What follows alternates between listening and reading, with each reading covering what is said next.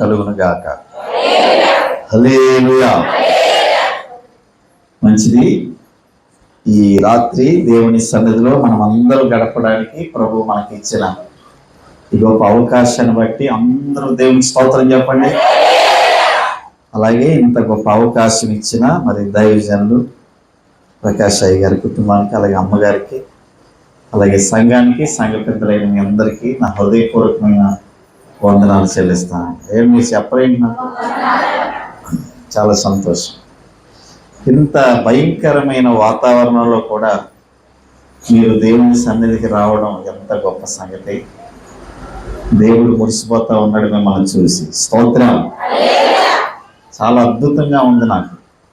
ఎందుకంటే నేనే 2 సార్లు ఫోన్ చేశాను పాస్టర్ గారికి. పాస్టర్ గారు నేను రావాలంటారా అంటే వాతావరణం అలా ఉంది. మా కాకినాడ అంతా కూడా భయంకరమైన వర్షం. మరి అయ్యగారు కారు పంపి మరి లాక్కొచ్చారు. నా దేవునికి స్తోత్రం. హల్లెలూయా. మంచిదండి. మీ అందరి ఆసక్తిని బట్టి ఈ రాత్రి కూడా దేవుడు మనతో చక్కని మాటలు మాట్లాడడానికి సిద్ధంగా ఉన్నాడు. వాక్యం వినడానికి మీరు కూడా చాలా ఆసక్తిగా ఉన్నారు కదా. మరి ప్రతిరోజు ఇది ఎన్నో రోజమ్మా? 19. ఓకే, మరి కొన్ని దినాలే ఉన్నాయి. అదే ఆసక్తితో రండి.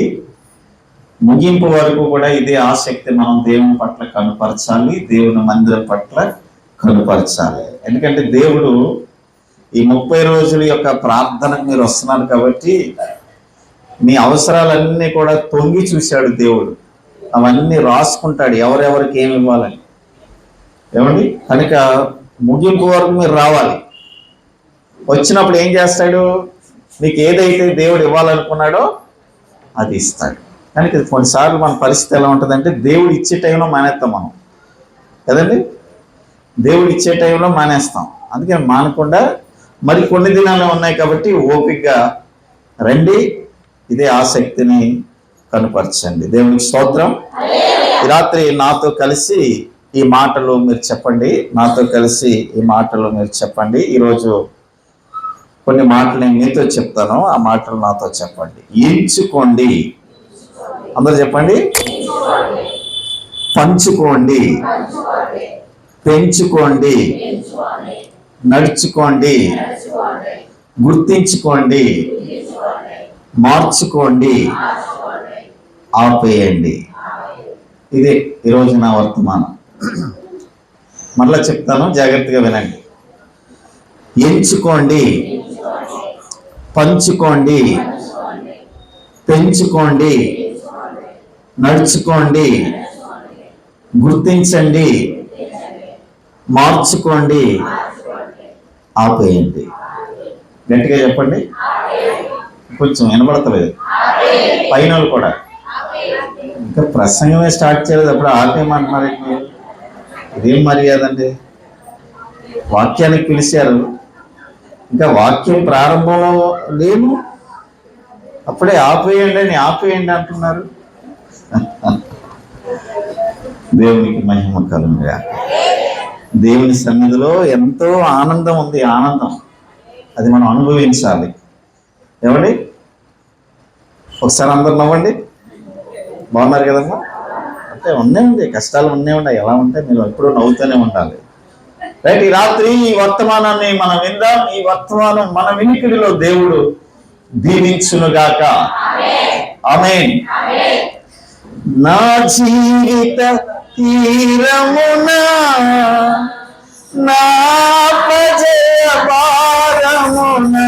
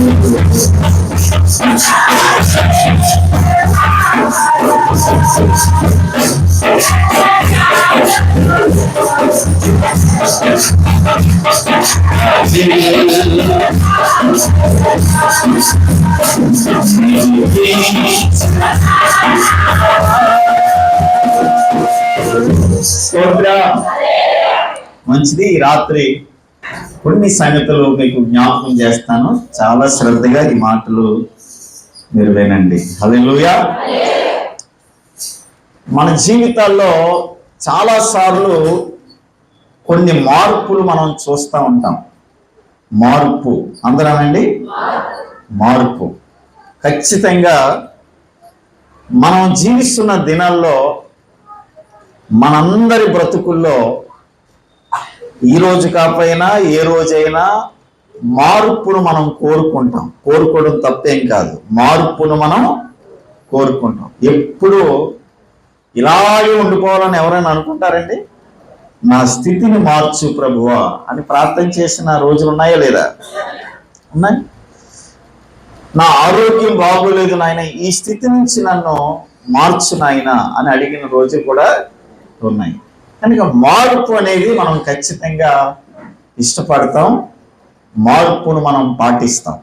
వాస్తవానికి కాలగమనాన్ని మనం గమనిస్తే అప్పటికి ఇప్పటికీ చాలా మార్పులు మనం చూస్తూ ఉన్నాం. ఉదాహరణ మీకు కొన్ని విషయాలు చెప్తాను, జాగ్రత్తగా వినండి. పూర్వపు కాలం, గడిచిన కాలాలు చాలామంది మీరు తెలుసు మీకు, మన ఇంట్లో రుబ్రేలు ఉండేది. దాన్ని ఏమన్నా రుబ్రేలు ఉండేది. రుబ్రేలేనా?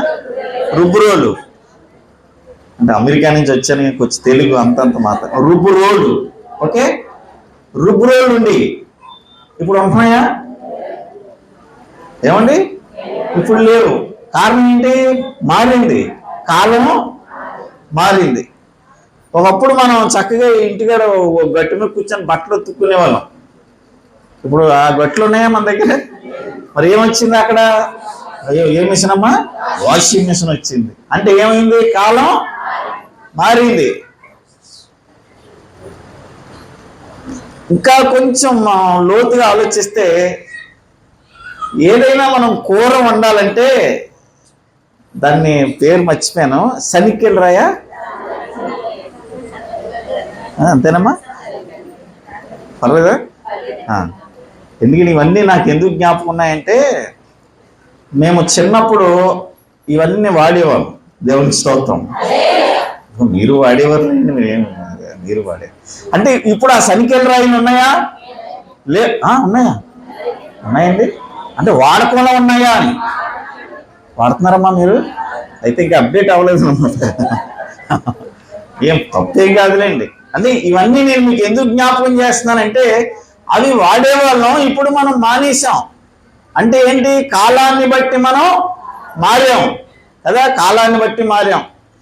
మీరు ఫస్ట్లో అసలు సెల్ ఫోన్లు లేని సమయంలో ఏమంటే చిన్న ఏదో కాజేలాగా నోకే సెల్ ఫోన్ వచ్చింది కదా, ఒక చిన్న ఫోన్ అది. మరి ఇప్పుడు ఏవో శాటిలైట్ ఫోన్లు, ఏంటంటే ఫోన్లు. అంటే కాలం ఏమవుతుంది? మారుతూ ఉంది. ఈరోజున మనం జ్ఞాపకం చేసుకున్న ఈ రాత్రి మన వర్తమానాన్ని జాగ్రత్తగా వింటే, కాలాన్ని బట్టి మనం కూడా మారాలి. చెప్పండి, కాలాన్ని బట్టి మనం కూడా మారాలి. కాలం చాలా వేగంగా పరిగెడుతూ ఉంది.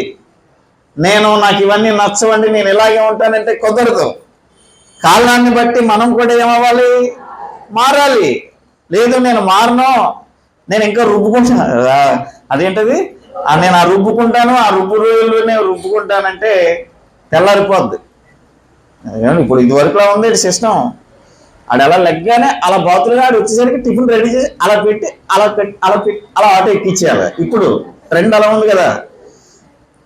వాళ్ళు వేసేసరికి ఇంకా నువ్వు రుబ్బుతున్నావు అనుకో, ఎలా ఉంటుంది అంటే కాలాన్ని బట్టి మనం ఏమవ్వాలి, మారిపోవాలి, కాలాన్ని బట్టి మారాలి. అయితే ఇవన్నీ నేను మీకు ఎందుకు జ్ఞాపకం చేస్తున్నానంటే, మన ఆధ్యాత్మిక స్థితిలో కూడా, భక్తి జీవితంలో కూడా మనమందరూ కూడా కొన్ని మార్పులు చేసుకోవాలి. స్తోత్రం చెప్పండి.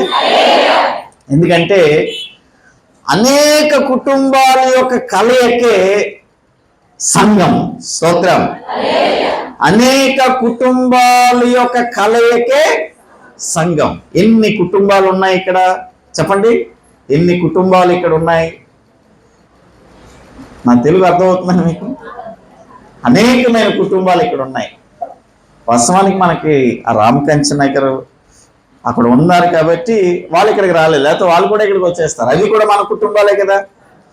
ఎన్నో కుటుంబాలు ఇక్కడ ఉన్నాయి. అయితే ఈ రాత్రి జాగ్రత్తగా వినండి, మనందరి కుటుంబాల్లో మార్చుకోవలసిన 7 మార్పులు చెప్తా ఈ రాత్రి. మనందరి కుటుంబాల్లో, అది నీ కుటుంబం అయినా నా కుటుంబం అయినా, మనందరి కుటుంబాల్లో ఈ రాత్రి కాలం మారింది కాబట్టి ఏమండి, మనం కూడా మన భక్తి జీవితంలో ఎలా మారాలో, మార్చుకోవాలో ఒక 7 సంగతులు చెప్తాను. జాగ్రత్తగా ఈ మాటలు వినండి. స్తోత్రం చెప్పండి. కుటుంబంలో మార్చుకోవలసిన 7 మార్పులు చెప్పండి. ఏంటి? ఈరోజు కుటుంబాలుగా వచ్చారు కదా, అనేక కుటుంబాలు కలయికే దేవుని సంఘం. కనుక ఈ సంఘంలో ఉన్న దేవుని బిడ్డలైన మీతో దేవుడి రాత్రి మాట్లాడబోతా ఉన్నాడు. కుటుంబాలుగా మీరు వచ్చారు కాబట్టి కుటుంబాల్లో మనం మార్చుకోవలసిన 7 మార్పులు. ఏంటి ఆ మార్పులు? ఎంచుకోండి, పంచుకోండి, పెంచుకోండి, నడుచుకోండి, గుర్తించండి, మార్చుకోండి. పర్లేదు, ఏమనలేండి, ఆపేయండి. ఇది మన వర్తమానం. ఇది మనం మార్చుకోవాలి. మీకు అర్థమయ్యే భాషలో ఈ రాత్రి నా సందేశాన్ని మీకు అందిస్తాను. దేవునికి స్తోత్రం చెప్పండి. హల్లెలూయా. పరిశుద్ధ గ్రంథంలో, యెహోషువ గ్రంథంలో 24వ అధ్యాయము 15వ వచనంలో ఒక కుటుంబ యజమాని తన కుటుంబములో తీసుకున్న మార్పుని ఈరోజు మీకు జ్ఞాపకం చేస్తాను. ఎందుకంటే మనం కుటుంబాలుగా లేదా కుటుంబాల్లో మనం మార్చుకోవలసిన 7 మార్పుల్లో ఇదొక మార్పు. యెహోషువ గ్రంథం 24:15లో ఉంటుంది కదా, యెహోవాను సేవించుట తోచిన ఎడల అది నీ ఇష్టం.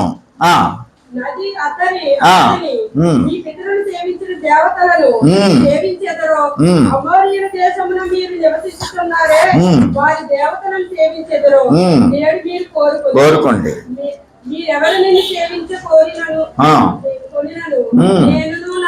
నేనును, అందరూ చెప్పండి, నేనును నా ఇంటి వారును యెహోవాను సేవించెదం. హల్లెలూయా.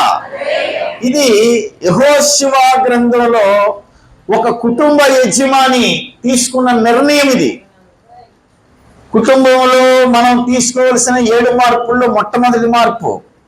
ఓ కుటుంబ యజమాని, ఆయన పేరు యెహోషువ. ఏమండి, తన భార్యను బట్టి, ఏమంటే తన కుటుంబాన్ని బట్టి తానే నిలబడి చెప్తా ఉన్నాడు, మీరు ఎవరిని సేవిస్తారో సేవించండి, కానీ మేమైతే నేనును నా ఇంటి వారును యెహోవాని సేవిస్తాం అన్నాడు. దేవునికి స్తోత్రం. అయితే ఈ మాట నేను మీకు ఎందుకు జ్ఞాపకం చేస్తున్నానంటే, యెహోషువ అందరి ముందు నిలబడి ఆయన తన ఆత్మీయతను ఏమండి ఎంచుకున్నాడు. ఇది చాలా ప్రాముఖ్యమైన విషయం అండి. తన ఆత్మీయ స్థితిని ఎంచుకొని, మీరు ఎలా ఉంటారో నాకు అనవసరం, కానీ నేను, నా కుటుంబం, నా బిడ్డల్లో మేము ఎలా ఉంటామంటే మేమైతే యెహోవానే సేవిస్తాం అని ఒక ఆత్మీయ స్థితిని అక్కడ వాళ్ళకి కనుపరిచాడు. దేవునికి స్తోత్రం, హల్లెలూయా. కనుక ఇది మనం అందరూ నేర్చుకోవాలి. మన కుటుంబాల్లో మనం మార్చుకోవాల్సిన మొట్టమొదటి మార్పు ఏంటంటే మనమందరూ కూడా యెహోవాను సేవించేవారుగా ఉండాలి. ఈరోజున మనం ఆలోచిస్తేనండి చాలా విషయాలు మీకు ఇందులో చెప్పగలను, కానీ అన్నీ మీకు చెప్పాలి కాబట్టి నేను అన్నీ వివరించడం, జాగ్రత్తగా మాటలు వినండి. కొన్ని విషయాలు మీకు జ్ఞాపకం చేస్తాను. మన ఇంట్లో పరిస్థితులు ఎలా ఉన్నాయి బాగా ఆలోచించండి. భార్యగా నువ్వు వస్తున్నావు కానీ భర్త రావట్లే, వాస్తవా కదా? భర్తగా నువ్వు వస్తున్నావు కానీ భార్య రావట్లే, వాస్తవా కదా? భార్య భర్తలు వస్తున్నారు కానీ పిల్లలు రావట్లేదు. పోనీ కుటుంబం వస్తే అత్తగారు రావట్లే, అత్తగారు వస్తే కోడలు రావట్లే, కోడలు వస్తే కొడుకు రావట్లే, కొడుకు వస్తే భార్య రావట్లే, భార్య వస్తే భర్త రావట్లే. అర్థమవుతుందండి? ఈ రాత్రి మనము చేసుకోవాల్సిన గొప్ప మార్పు ఏంటంటే ఈ 30 దినాలు మీరు ఎలాగైతే వాక్యాలు వింటున్నారో నేను ఒక మాట చెప్పాలి మీకు. ఈ 30 దినాలు మనం ఏదో ఒక అంశాన్ని దేవుని దగ్గర పెట్టి అది పొందుకోవాలి. స్తోత్రం. మీరు చిన్న పెట్టకండి దేవుని దగ్గర. మన దేవుడు చిన్నోడు కాదు. చిన్న ప్రభు నాయన చెప్పులు కావాలి ప్రభు, చెప్పులు కావాలి, చెప్పు మొహం వేసుకున్నాను ప్రభు. దాకలేదు నాయన ఇంట్లో దాక మొహం వేసుకున్నాను. ఏంటి దాకలు చెప్పులు ఏంటి? దేవుడిని అయ్యి అడుగుతాం. అడిగితే పెద్దది అడగండి. మన దేవుడు చాలా గొప్పవాడు. హల్లెలూయా. మన దేవుడు ఎవరు అనుకున్నారు? గొప్ప దేవుడు. అసలు నీకు అడగడం చేతకాక, నాకు అడగడం చేతక ఇంకా ఇంకా ఇలా మన బతుకులు ఇలా తగలట్టాయి, కానీ అసలు అడిగితే ఇవ్వంది ఏది లేదు మన దేవుడు. దేవుని స్తోత్రం, హల్లెలూయా. ఏదో ఒక విషయాన్ని నువ్వు దేవుణ్ణి అడిగి పొందుకోవాలి. యెహోషువ తన కుటుంబ పక్షంగా నిలబడి ఏమంటే ఆయన ఇలా ఎంచుకున్నాడు ఆత్మీయ స్థితిని. నేను నా కుటుంబం యెహోవానే సేవిస్తాం. ఈరోజున ఒక తీర్మానానికి మనం రావాలి. ఏమండి, కాలాలు గడిచిపోతున్నాయి, సంవత్సరాలు దొల్లిపోతున్నాయి. నేను మా పిల్లలు దేవుణ్ణి నమ్ముకున్నాం. మీరెప్పుడు నమ్ముకుంటారండి? మీరెందుకు మందిరానికి, మీరెప్పుడు వస్తారు మందిరానికి, మీరెప్పుడు రక్షణ పొందుతారని ఏమన్నా నీ కుటుంబాన్ని కట్టుకోవాల్సిన బాధ్యత నీదే. స్తోత్రం చెప్పు. నీదే ఆ బాధ్యత. నీ భర్త మారడానికి నువ్వే బాధ్యత తీసుకోవాలి. నీ భార్య మారడానికి నువ్వే బాధ్యత తీసుకోవాలి. నీ కుటుంబం మారడానికి నువ్వే బాధ్యత తీసుకోవాలి.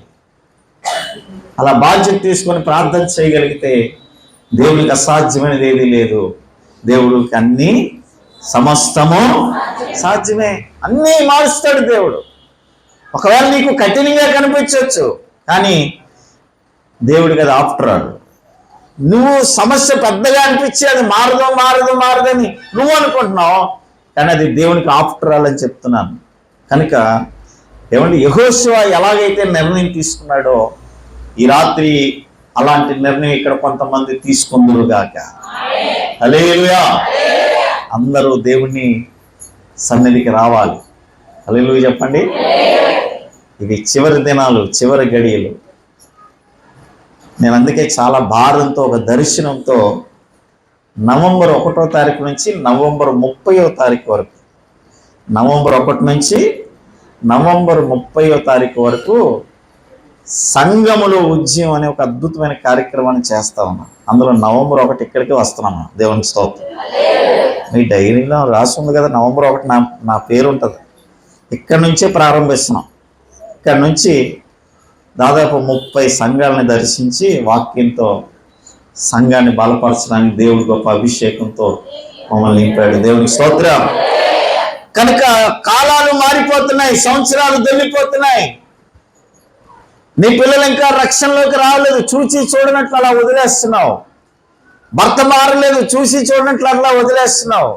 వద్దండి, వారిని ప్రార్థనలో ఎత్తి పట్టండి. ఏం చేయాలమ్మా? ప్రార్థనలో ఎత్తిపట్టండి. వాళ్ళ పేర్లు పెట్టి ప్రార్థన చేయండి. ఎవరైతే మారలేదో, ఏమండి మీ ఇంట్లో ఇంకా ఎవరైతే మారలేదో, మార్పు చెందలేదో వారు పేరు పెట్టి ప్రార్థన చేయండి. ఏమండి? పేరు పెట్టి ప్రార్థన చేస్తే ఆ పేర్లన్నీ దేవుడు రాసుకుంటాడు అక్కడ. అర్థమైందండి? మనకి తీర్పు ఉండదు. ప్రార్థన చేసే ప్రభువా మార్చు నాయన. ఎవరిని మార్చాలి? చెప్పాలి కదా దేవునికి. క్లారిటీ ఉండాలి దేవుని దగ్గర. మార్చు నాయన, చూడు నాయన. ఏం చూడాలంటాడు దేవుడు? ఒక క్లారిటీతో దేవుణ్ణి అడగాలి. మీ ఇంట్లో పరిస్థితులు ఏంటో నాకు తెలీదు. ఈ రాత్రి ఒక బలమైన కార్యం నీ జీవితంలో దేవుడు చేయడానికి ఈ మాట నీతో మాట్లాడుతున్నాడు. హల్లెలూయా, హల్లెలూయా. మనకి ఈ రాత్రి వింటున్నారా? యెహోషువ ఏం చేశాడు? అందరి ముందు నిలబడి తన ఆత్మీయ స్థితిని కనుపరుస్తూ ఉన్నాడు. ఎంత గొప్ప సంగతి అండి ఇది! అందరికీ వస్తుందా ఇంత గొప్ప భాగ్యం? అంత గొప్ప భాగ్యం. అందరి ముందు నిలవబడి యేసు ప్రభు వారితో శిష్యులు తిరిగారు. యేసు ప్రభుని పట్టుకున్నారు. పట్టుకుంటే పేతురు అల్లిపోయి ఓ మూలకి వెళ్ళిపోయి చలి కాసుకుంటా ఉన్నాడు. ఈలోగా ఓ పాప చూసి, అంకుల్ నువ్వు యేసు ప్రభుతో తిరిగావు కదంటే, నేను తిరగలేదు అంటున్నాడు. భయపడిపోతున్నాడు. అందరికీ రాదు ఈ స్థితి. ఎస్, నేను యేసు. ఏంటండి పేతురు గారు అల్లిపోయాడండి, భయపడిపోయాడు. చాలా మంది భయపడిపోతా ఉన్నారు. ఏమండి? మందు తాగడం మానేశాను నేనే. బ్రాండీ తాగాను, విస్కీ తాగాను, రమ్ము తాగాను, కళ్ళు తాగాను, సారా తాగాను, జున్ను తాగాను, బీడీ తాగాను, సిగరెట్లు కూడా తాగాను. ఈ అడుగు మనిషిని దేవుడు మార్చాడు. దేవుని స్తోత్రం. ఎవరు మారుస్తారు చెప్పండి? దేవుడే మార్చాలి. అందుకే దేవుడి దగ్గరికి వారిని తీసుకొని రావాలి. మొట్టమొదటిగా వారి పేరుని దేవుని దగ్గరికి తీసుకురండి. ఆయన డైరీలో రాసుకుంటాడు. తర్వాత వాళ్ళు వచ్చేలాగా ఆయనే డిజైన్ చేస్తాడు. హల్లెలూయా. కనుక మొట్టమొదటిగా ఇక్కడ మనం నేర్చుకుంటున్నాము, యెహోషువ తీసుకున్న గొప్ప నిర్ణయము ఆత్మీయతను అందరికీ చూపించి ఆయన ఇలా చెప్తున్నాడు, మీ సంగతి నాకు అనవసరం, నేనును నా ఇంటి వారును యెహోవానే సేవిస్తాం. హల్లెలూయా. రెండోది మనం చూస్తే కుటుంబంలో మనం చేసుకోవాల్సిన రెండో మార్పు ఫిలిప్పీ 4:4లో మనం చూస్తాము. మనందరికి తెలిసిన మాటే. ఫిలిప్పీ 4:4లో ప్రభువునందు ఆనందించండి, మరలా చెప్పుదును ఆనందించండి అనే మాట ఇక్కడ పౌలు గారు చెప్తా ఉన్నారు. చెప్పండి ఏంటంటే ఇక్కడ ఒకే మాట, ఆనందించండి అనే మాట. మీకు అర్థమవుతుందా? కుటుంబంలో మనం చేసుకోవాల్సిన రెండో మార్పు ఏంటంటే ఆనందించడం మనం నేర్చుకోవాలి. హల్లెలూయా. కుటుంబాల్లో మనం ఏం నేర్చుకోవాలి? ఆనందించడం. ఓ భార్య భర్తగా, పిల్లలు సరదాగా కూర్చొని మాట్లాడుకోవడం, ఏమైనా ఉన్న దాంట్లో సర్దుకోవడం. చిన్న కుటుంబం అయినా సరే మనం అందరూ ఆనందించేవారుగా ఉండాలి. హల్లెలూయా. ఈరోజు చూడండి, ఆనందం లేదు కుటుంబాల్లో. పిల్లలు ఒక సైడు, భర్త ఒక సైడు, భార్య ఒక సైడు. ఏంటి? ఫోన్లు. వాళ్ళు సపరేట్ ట్రాక్ వాళ్ళది, వీళ్ళు సపరేట్ ట్రాక్ వీళ్ళది. వారిలో ఆనందం లేదు. మనందరం చేసుకోవాల్సిన రెండో మార్పు ఏంటంటే కుటుంబాల్లో ఆనందించడం నేర్చుకోవాలి. హల్లెలూయా. ఆనందం డబ్బులో ఉంటుంది అనుకుంటారు కొంతమంది జబ్బు మనుషులు. ఆనందం డబ్బులో లేదు. ఆనందం ఎక్కడుందో తెలుసా? రెండు స్థలాల్లో ఆనందం ఉంటుంది. ఒకటి కుటుంబం, రెండు సంఘం. ఇంకెక్కడ మీకు ఆనందం దొరకదు.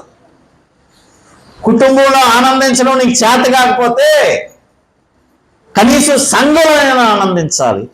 ఇక్కడ కూడా నీకు ఆనందం దొరకకపోతే భూమి మీద నీకు ఎక్కడ కూడా ఆనందం దొరకదు. కనుక ఈ రాత్రి వింటున్నారా? మన కుటుంబాల్లో చేసుకోవాల్సిన రెండో మార్పు ఏంటి? ఆనందించటం. భర్తగా, భార్యగా, పిల్లలు అందరూ కలిసి ఆనందించటం మనం నేర్చుకోవాలి. స్తోత్రం చెప్పండి. హల్లెలూయా. ఒక ప్రశ్న అడుగుతాను, సమాధానం చెప్పండి. మీరందరూ కూడా కుటుంబాలు, ఈరోజు నా సందేశం ఏంటంటే కుటుంబాల్లో మార్చుకోవాల్సిన 7 మార్పులు. అందులో రెండో మార్పు ఏంటి? కుటుంబం ఆనందించడం నేర్చుకోవాలి. నేను అడుగుతున్నాను, మీరు అందరూ కలిసి భోంచేసి ఎన్ని రోజులైంది? నా ప్రశ్న అర్థం కాలేదు మీకు. మేము రోజు భోంచేస్తామయ్యా. మీరు చేస్తారు, ఎందుకు చేయరు? మీరు రోజు భోంచేస్తారు, కానీ అందరూ కలిసి కూర్చొని భోంచేసి ఎన్ని రోజులైంది? ఏమండి అలా చేస్తున్నారా మీరు? అలా చెయ్యాలండి. అలా చేసినప్పుడు ఏమన్నా ఆనందం, దైవ సన్నిధి అక్కడ దిగుతుంది. హల్లెలూయా. అసలు డైనింగ్ టేబుల్ ఎందుకు కనిపెట్టారో తెలుసా మీకు? డైనింగ్ టేబుల్ మీ బట్టలు ఎట్టుకోవడం గొడ్ల అందరూ కలిసి భోజనం చేయడానికి, దేవుని స్తోత్రం, అందరూ కలిసి భోజనం చేయడానికి డైనింగ్ టేబుల్ కనిపెట్టారు. అర్థమవుతుందా మీకు?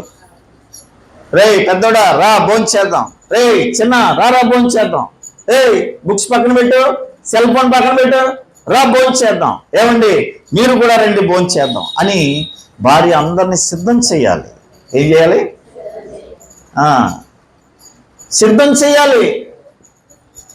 చేసి వాళ్ళందరినీ కూర్చోబెట్టి భర్తకు ఒక కంచం, పిల్లడికి ఒక కంచం, పిల్లకి ఒక కంచం, నీకు ఒక కంచం, అందరూ సరదాగా కూర్చొని భోజనం చేస్తుంటే అసలు పరలోకం ఎందుకంటే పరలోకం మీ ఇల్లే పరలోకం. హల్లెలూయా. ఇవన్నీ చెప్పుకోవడానికి చాలా బాగున్నాయి పాస్టర్ గారు, కానీ మా ఇంట్లో పరిస్థితులు మీకు ఏమీ తెలియవు. ఏమ్మా ఎందుకు అలా అంటున్నారు? చెప్తాను వినండి. ఏమండి రండి భోజనం చేద్దాం, అదేనా ఎవరు? అరే అందరూ కలిసి భోజనం చేయాలండి. దేవుని స్తోత్రం చెప్పండి. అయ్యగారులు పిల్లలతో భార్యతో కలిసి కూర్చొని భోజనం చేస్తే ఎంత ఆనందంగా ఉంటుందో. అసలు పరలోకం ఎందుకండి, అదే పరలోకం. దేవునికి స్తోత్రం. కానీ ఆ స్థితి ఉండదు చాలా ఇళ్లలో. చెప్పండి, ఆడు కూర్చుంటాడు రగిలిపోతుంటది, ముఖం బొగ్గులిపోయి మొహంలాగా రగిలిపోతాం. ఇంకా ఆ ముఖాన్ని చూసి మనం ఏం భోజనం చేస్తాం? ఏమండి నేను చెప్తున్నాను వినండి. అమ్మా నేను మీకు కొడుకు లాంటి వాడిని, ఎందుకంటే వయసులో చిన్నవాడిని. కొంచెం అందరూ పిలుస్తారని గడ్డం పెంచుతున్నాను. గడ్డం పెంచిన తర్వాత నన్ను చాలామంది పిలుస్తున్నారు. గడ్డం తీసేస్తే కుర్రోళ్ళ ఉంటున్నాను, ఎవరు పిలుస్తలేదు. అందుకని మొన్న మా ఆవిడ ఏమన్నదంటే, ఏమండి దయచేసి ఆ గడ్డం తీసేయండి, నాకు బాగోలేదండి, అసలు బాగోలేదండి, నీకు తీసేమన్నా కూడా అసలు తీనన్నాను. ఎందుకంటే ఈ గడ్డం ఉన్న తర్వాత బాగా పిలుస్తున్నారు నన్ను, ఈయన పెద్ద పాస్టర్ గారైనా అని చెప్తాను. అలాగే పిలిచారేంటి మీరు కూడా? స్తోత్రం చెప్పండి. హల్లెలూయా. మీరు ఎప్పుడైనా సరే భోజనం చేస్తున్నప్పుడు ఇక వేరే టాపిక్లు ఏమి మాట్లాడుకోకూడదు. అర్థమైందండి? అది డబ్బు కోసమైనా, అద్దె కోసమైనా, ఏదైనా కట్టడం కోసమైనా, దేనికోసమైనా భోజనం చేస్తున్నప్పుడు అలాంటి మాటలు మాట్లాడకూడదు. కొన్ని దరిద్రాలు చెప్తాను, జాగ్రత్తగా వినండి. చక్కగా అందరం ఆనందంగా భోజనం చేస్తున్నప్పుడే, ఏమండి ఇందాకడే ఆయన ఫోన్ చేశాడు, డబ్బులు ఇవ్వాలట కదా నువ్వు అంటే, పాప అతను ఆనందం అంటే ఏమవుద్ది? తిన్నాక చెప్పొచ్చు కదా. ఆ తిన్నాక జస్ట్ ఆయన తిని చేతి తుడుచుకొని కాసేపు అలా నడుము వాంచాక ఆ పడుకున్నప్పుడు, ఏమండి ఇందాక ఆయన వచ్చారండి, డబ్బులు ఏదో ఇవ్వాలట, ఈ వారంలో ఇస్తానని చెప్పానండి అని నెమ్మదిగా చెప్పొచ్చు కదా. చెప్పం మనం. కరెక్ట్గా భోజనం చేస్తున్నప్పుడు అతను ఏదో ఆనందంగా 4 మెతుకులు తింటా ఉంటే మనం ఏం చేస్తాం? అది అలా చేయకూడదండి. అందుకే చెప్తున్నాను. అంటే మీరు పెద్దవాళ్ళు, మీకు తెలుసు ఇవన్నీ, కానీ మరి నన్ను పిలిచారు కాబట్టి చెప్పాలి. కారులో మరి తీసుకొచ్చాక నేను చెప్పకపోతే ఎట్లా? భోజనం చేస్తున్నప్పుడు ఎవరు ఏం మాట్లాడకండి. మీ పిల్లల విషయంలో కానీ, భర్త విషయంలో కానీ, ఏ విషయంలో చక్కగా భోజనం చేయండి. సరదాగా ఆనందిస్తూ చెప్పండి. ఏం చేయాలి? భోజనం చేయాలి. కొన్నిసార్లు పిల్లలు భోజనం చేస్తున్నాం, ఏంటి మమ్మీ వంకాయ ఇలా పెట్టండి, ఇలా పెట్టండి, ఒక్కటి వేయండి అంతే. ఎందుకంటే మీరు చెప్పాలి, నాన్న ఈరోజు ఇది లేక చాలామంది ఉన్నారు బాబు, ఇది దేవుడు మనకి ఇచ్చాడు, ప్రార్థన చేసుకుని తినాలని వాళ్ళకి నేర్పించండి. దేవుని స్తోత్రం. అంతే. భోజనం చేస్తున్నప్పుడు ఆనందించాలి, పడుకున్నప్పుడు కూడా ఆనందించాలి, ఆడుకుంటున్నాం. నేను చాలాసార్లు చెప్తానండి, నేను చాలా సరదాగా ఉంటానండి. మరి మీరు ఏమనుకున్నా, బయట వాళ్ళు ఏమనుకున్నా నాకు అనవసరం. నేనేం చెప్తాను తెలుసా? మా సంఘానికి, మాకు ఇప్పుడు సంఘం పెద్దదయ్యి 2 ఆరాధనలు చేసేసాము. నాది మార్నింగ్ సర్వీస్ జరిగేది. మార్నింగ్ ఆరాధనకు వచ్చేయండి, మధ్యాహ్నం కుటుంబాలుగా సరదాగా కూర్చొని భోజనం చేయండి, సాయంత్రం సరదాగా బయటికి వెళ్ళండి అని చెప్తాను నేను. ఏమండి? అందుకే నన్ను చాలామంది భార్యలు ఇష్టపడి మా పాస్టర్ గారు నన్ను చాలామంది ఇష్టపడుతూ ఉంటారు. ఎవరు చెప్తారు ఇలాగా? తర్వాత ఇప్పుడు మా పాస్టర్ గారు అన్నారు, వాళ్ళు ఇప్పుడు ఏమంటున్నారంటే మా పాస్టర్ గారికి ఏదో వచ్చింది అంటున్నారు. కారణం ఏంటంటే మాకు జనం పెరిగి 2 ఆరాధనలు చేసేసాం, ఇంక 2 ఆరాధన సాయంత్రం పెట్టేస్తున్నాం. అందుకని మేము ఇప్పుడు ఏం చేస్తున్నామంటే మార్నింగ్ వచ్చేవాళ్ళు మార్నింగ్ వచ్చేయండి, మధ్యాహ్నం చక్కగా భోజనం చేసి పడుకోండి, మన సాయంత్రం మన ఆరాధనకు వచ్చేయండి, ఎక్కడికి వెళ్ళకండి అంటున్నాను. మన ఐడియా ఏంటంటే మనం అన్ని విషయాల్లో ఆనందించేవారుగా ఉండాలి. స్తోత్రం. కొంతమంది బంగారంలో ఆనందం చూసి బంగారం బంగారం బంగారం ఈ బంగారానికి నమస్కారం. ఎంత డబ్బు ఉంటే అంత తలనొప్పి, ఎంత డబ్బు ఉంటే అన్ని జబ్బులు. హలో, వింటున్నారా? ఎంత మన దగ్గర డబ్బు లేకపోతే అంత ఆనందం ఉంటుందండి. దేవుని స్తోత్రం. హల్లెలూయా. ఇక డబ్బులు వచ్చిన కానీ ఎలా ఉంటాయి? వచ్చేస్తారు, ఎక్కడెక్కడి నుంచి వచ్చేస్తారు, ఏంటి వచ్చేసి ఇక రాబందుల్లో మన మీద అడిపోయి మన ప్యానలు తినేస్తూ ఉంటారు. ఎన్నో సన్నివేశాలు సందర్భాలు మనందరికీ తెలుసు. దేవుని స్తోత్రం చెప్పండి. రెండవదిగా మన కుటుంబాలుగా ఆనందించడం చెప్పాలి, నేర్చుకోవాలి. ఆనందించడం మీరు పిల్లలకి చెప్పాలి, ఆనందంగా ఉండండి అని. భర్తకి చెప్పాలి, ఏమంటే ఎన్ని కష్టాలు ఉన్నా ధైర్యంగా ఉండండి, ఆనందంగా ఉండండి అని చెప్పాలి. అసలు నేను చూస్తేనే ఏమండి మీ భర్తకి ధైర్యం రావాలి. దేవుని స్తోత్రం చెప్పండి. మూడోది నేను చాలా విషయాలు చెప్పాలి, త్వరగా వెళ్ళిపోతాను, నాకు సమయం అయిపోతా ఉంది. గలతీయులకు రాసిన పత్రిక ఏమండి మన టాపిక్ ఏంటి? కుటుంబంలో మార్చుకోవాల్సిన 7 మార్పులు. 1 ఆత్మీయతను ఎంచుకోండి, 2 ఆనందాన్ని పంచుకోండి, 3 గలతీ 5:22లో అక్కడ ఆశా నిగ్రహం అని ఉంటుంది. ఏమండి ఆత్మఫలాలు ఉన్నాయి కదా, గలతీ 5:22లో. ఆత్మఫలాల్లో ఒక ఫలం ఏంటి? ఆశా నిగ్రహం. ఈ ఆశా నిగ్రహాన్ని పెంచుకోమంటున్నాను వాక్యం మూలంగా, వాక్య ప్రకారంగా. మనకి ఎంత ఆశా నిగ్రహం ఉంటే అంత దేవునికి ఇష్టలుగా మారిపోతాం మనం. దేవుని స్తోత్రం. ఆశా నిగ్రహం అంటే ఏమంటే మీకు అర్థమవుతుందా? ఆశా నిగ్రహం అంటే ఉపవాసం ఉన్నావు, ఏదో రోజు ఉపవాసం ఉంటావు కదా వారంలో, అదేదో రోజు ఏమండి ఉపవాసం ఉండి మనం ఏమనుకున్నామంటే ప్రభువా ఈరోజు ఉపవాసం ఉండి నీ సన్నిధిలో నా సమస్యలన్నీ కుమ్మరించుకుంటాను ప్రభు అని చాలా ప్రార్థనాపూర్వకంగా ఉపవాసం ఉన్నాం. కానీ విచిత్రం ఏంటంటే ఏ రోజు తేడా అయినా మహానుభావుడు ఆ రోజే చేస్తాడు ప్రైవేట్ బిర్యానీ. నువ్వేమన్నా ఉపవాసం ఉన్నావు, ఆయన ఏం తెచ్చాడు? ఎప్పుడు తేడా? అబ్బాబా ఎప్పుడు తేడాని బాబు, ఆ రోజే తెచ్చాడు. తెచ్చి ఏవే తిను అంటాడు. మనకి తినాలనే ఉంటుంది, కానీ మనం ఏంటి? ఉపవాసం. సరే అక్కడ పెట్టండి అని పెడితే కిచెన్లో అది పెడుతుంది. ఇప్పుడు మనం ప్రార్థన చేసుకున్నప్పుడు మన మనసులో ఏముంటుంది చెప్పండి? బిర్యానీ తిరిగేస్తూ ఉంటుంది. బిర్యానీ తిరిగేస్తూ ఉంటుంది. అదొక కారణం. అంటే రెండో కారణం ఏంటంటే అది ఎప్పుడు తేనోడు తెచ్చాడు, అది ఇంకా అద్భుతం అనమాట. అది ఎప్పుడు తేడే తిరిగేస్తూ ఉంటుంది. తిరిగేసి మొత్తానికి ఏం చేస్తామంటే సర్లే ప్రభువా నీకు అన్నీ తెలుసు కదా నాయన, అంటే మా భర్త తెచ్చాడు ప్రేమతో, నేను తినకపోతే ఆయన బాధపడతాడు. చిన్న కవరింగ్ అనమాట. చూసారా? ఈయన తెచ్చాడట, తినకపోతే ఆయన బాధపడతాడని మొత్తానికి ప్యాకెట్ కత్తితో చింపుకొని కంచంలో పోసుకొని శుభ్రంగా తినేస్తాం. అసలు ఆశా నిగ్రహం అంటే అది కాదు. ఆశా నిగ్రహం అంటే అక్కడ పలావ్ ప్యాకెట్ మనకు కనిపిస్తున్న మన మనసు అంతా కూడా దేవుడి మీద ఉండాలి. అది ఆశా నిగ్రహం. ఇది మీకు ఎక్కలేదు, నాకు అర్థమైపోయింది, ఇది మీకు సెట్ అవ్వలేదు. ఇంకోటి చెప్తా, నా దగ్గర బోర్డు ఉంటాయి ఇలాంటి. మీరు సౌత్ ఇండియా షాపింగ్ మాల్కి వెళ్ళారు, షాపింగ్ మాల్లోని కలర్ కలర్ చీరలు, రంగురంగు చీరలు, అంచు చీరలు, గోల్డ్ చీరలు, ఇదేంటి రకరకాల ఇంకే చీరలు ఉంటాయి కదమ్మా, పట్టు చీరలు, అనేకమైన చీరలు అలాగా డిస్ప్లే పెట్టారు మొత్తం. ఏమండి, మీరు అందులోకి వెళ్ళిన తర్వాత నేను చెప్తాను, ఎందుకంటే మీ ఆడవాళ్ళ సైకాలజీ 7 పేజీలు చదివాను నేను, ఇంకా చాలా పేజీలు ఉన్నాయి తెలుసా మీకు. అన్ని చీరలో ఖచ్చితంగా 100% ఏదో ఒక చీర మీకు నచ్చుతుంది. నచ్చినప్పుడు మనసు అంతా ఎక్కడికి వెళ్ళిపోద్ది? ఆ చీర మీదకి వెళ్ళిపోద్ది. ఆ చీర కింద ఒక ట్యాగ్ ఉంటుంది.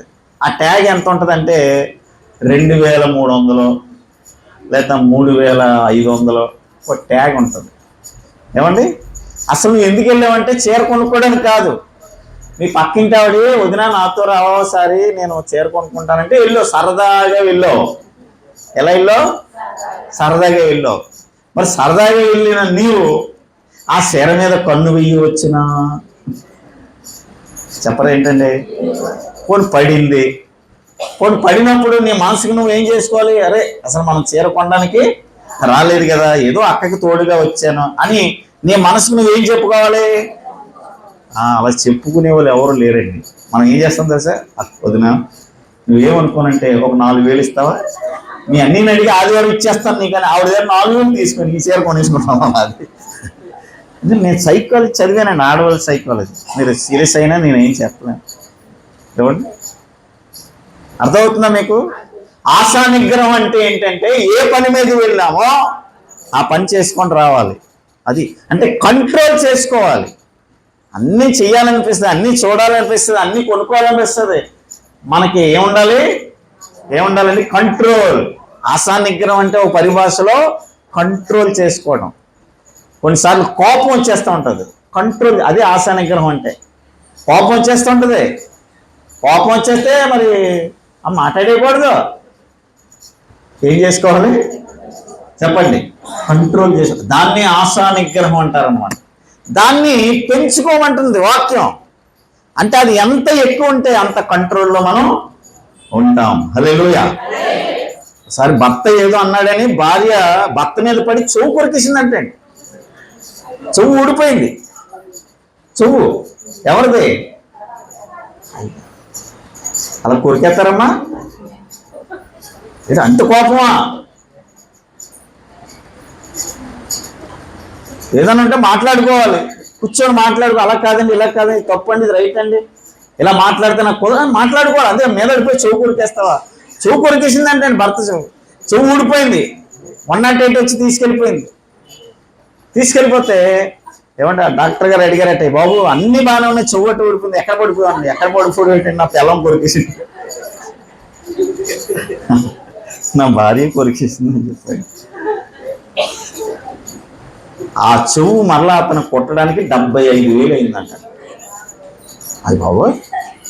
మరి ఏడమో కోపం ఖరీదు అలా ఉంటుంది. మరి కోపం అంటే ఏడమో పెద్ద ఖరీదు అది, అందుకే దాన్ని జాగ్రత్తగా వాడాలి. కొంతమంది కోపం వస్తే బాబోయ్ అసలు పట్టుకోలేమని. కోపం వస్తే సెల్ ఫోన్ నేలకేసి కొట్టేస్తారు. కోపం వస్తే టీవీని పగల కొట్టేస్తారు. కోపం వస్తే చేతిలో ఏది ఉంటుంది విసిరేస్తారు. మరి ఏది ఆశా నిగ్రహం? ఆశా నిగ్రహం అంటే ఏంటంటే కంట్రోల్ చేసుకోవాలి. ఏం చేసుకోవాలి? కంట్రోల్. కోపం వచ్చినప్పుడు కంట్రోల్ అవ్వాలి. ఎవరో చెప్పారు కోపం వస్తే 1 2 3 4 5 10 ఎక్కడితే ఏదో అన్నారు. ఏం నిజమేనండి అది? ఏమ్మా నిజమేనా? కోపం వచ్చేస్తే 10 అంకెలు ఎక్కడితే ఏమవుతుందట? నీ మోహం చల్లారుతుంది. ఏం చల్లారుతుంది? ఒకవేళ అలా లెక్కెడుతున్నాం కానీ కోపంలో ఏంటి తిడతాం, తిట్టుకోవడం మీద పడిపోతుంది. మామూలుగా ఉంటుంది అక్కడ ఇంట్లో వ్యాపారం. కోపాన్ని మనం ఏం చేయాలమ్మా? కంట్రోల్ చేస్తాం. అది ఆశా నిగ్రహం అంటే. ఇప్పుడు దీన్ని మనం పెంచుకోవాలి వద్దా? ఎంత ఎక్కువ ఉంటే అంత భక్తిలో మనం ఎదగొచ్చు అనమాట. ఎందుకంటే కోపం దేవుని నీతిని నెరవేర్చదు. చాలామంది బైబిల్లో కోపపడి ఆధ్యాత్మిక స్థితిలోంచి పడిపోయారు. కనుక మనం ఆ స్థితిలో ఉండకూడదు.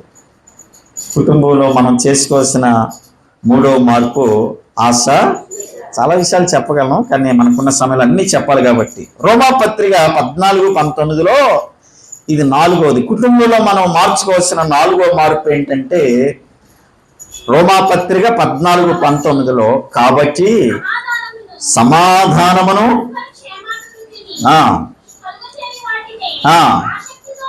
ఆసక్తితో, అందరూ చెప్పండి, ఆసక్తితో అనుసరించుడి లేదా నడుచుకోండి. ఆసక్తితో నడుచుకోండి. ఈరోజు మనం తీసుకోవాల్సిన 4వ మార్పు ఏంటంటే ఆసక్తితో నడుచుకోవాలి. కుటుంబాలు ఎలా నడుచుకోవాలి? ఆసక్తితో నడుచుకోవాలి. అంటే దేవుని పట్ల, దేవుని కార్యాల పట్ల కుటుంబం ఎలా ఉండాలి? ఆసక్తిగా ఉండాలి. ఏదో ఒకరు ఉండడం కాదండి, కుటుంబం అంతా కూడా దేవుని పట్ల ఆసక్తి చూపిస్తే ఎందుకు దీవించడు కుటుంబాన్ని? ఎందుకు ఆశీర్వదించడు కుటుంబాన్ని? ఆ మాటలు అర్థమవుతున్నాయి అనుకుంటున్నాను. కానీ కుటుంబం అంతా ఎలా నడవాలి? ఆసక్తితో నడవాలి. ఆసక్తే భక్తి. ఆసక్తే భక్తి. కుటుంబం అంతా కూడా ఆసక్తిగా నడుచు. ఈరోజున నేను చాలా బాధతో ఈ విషయాలు చెప్తున్నానండి. నేను చాలా చోట్ల వెళ్తున్నా, మా సంఘంలో పరిస్థితులు కూడా నేను చూస్తున్నాను. ఈరోజున చాలా మందికి దేవుని పట్ల ఏమి లేదు, ఆసక్తి లేదు. ఆసక్తి తగ్గిపోతా ఉంది. మందిరం పట్ల ఆసక్తి తగ్గిపోతా ఉంది. దేవుని పట్ల, దేవుని సన్నిధి పట్ల ఆసక్తి తగ్గిపోతా ఉంది. దేవుడు చెప్తా ఉన్నాడు, మీరు ఏం చేయాలి? ఆసక్తితో మీరు నడుచుకోవాలి. ఆసక్తి భక్తి అని చెప్తున్నాను. మనం ఎంత ఆసక్తిగా ఉంటామో అదే భక్తి. టైం టు టైం, ఏ రోజు కూడా మనం మానడానికి వీల్లేదు. చాలాసార్లు చెప్తున్నాను. మరి ఎంతో భారభరితమైన 30 దినాలు ఈ ప్రార్థనలు నడిపించడం అంటే చిన్న విషయం కాదు. అది ఎందుకు ఎలా చేస్తున్నారు? ప్రజల్లో, దేవుని పిల్లల్లో ఏం పెరగాలి? ఆసక్తి పెరగాలి. స్తోత్రం. రోజున మీరు చూడండి, ప్రార్థన మీద ఆసక్తి లేదు. వాక్యం చదివే విషయంలో చెప్పండి, ఆసక్తి లేదు. వాక్యం ఎంతమంది చదువుతున్నారు? చెయ్యిలు ఎత్తకండి. వాక్యం ఎంతమంది చదువుతున్నారు అంటే కొంచెం క్వశ్చన్ మార్క్. సెల్ ఫోన్లో ఎంతమంది చూస్తున్నారు? ఓ ర్యాంక్ వచ్చేస్తూ ఉంటుంది. మనం సెల్ ఫోన్లో చూసినంతగా, సెల్ ఫోన్ వాడినంతగా వాక్యాన్ని మనం చదవలేని స్థితిలో ఉన్నాము. ఒప్పుకోవాలి దేవుని సన్నిధిలో కదండి. వాక్యమే నెమ్మదినిస్తుంది. ఈ వాక్యం ఎంత లోపలికి వెళ్తే అంత నెమ్మది. ఈ వాక్యం ఎంత లోపలికి వెళ్తే అంత ఆరోగ్యమే. నీ వాక్యమే నన్ను బ్రతికించెను, నెమ్మదినిచ్చెను. నీ వాక్యమే బాధలలో నెమ్మది.